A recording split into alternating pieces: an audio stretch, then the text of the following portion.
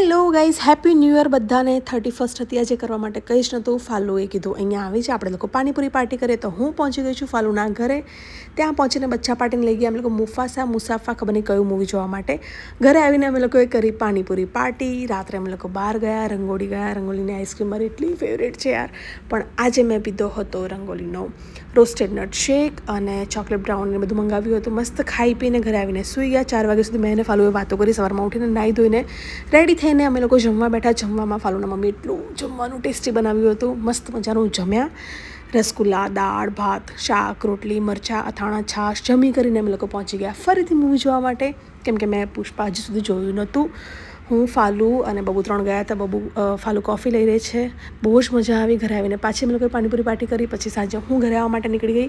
મેં કીધું ચલો ઘરના માટે આઈસ્ક્રીમ લઈ લઈએ. તો અમે લોકો એક 250નું અને એક 500નું 2 પેકેટ આઈસ્ક્રીમ લીધા અને પહોંચી ગયા ઘરે.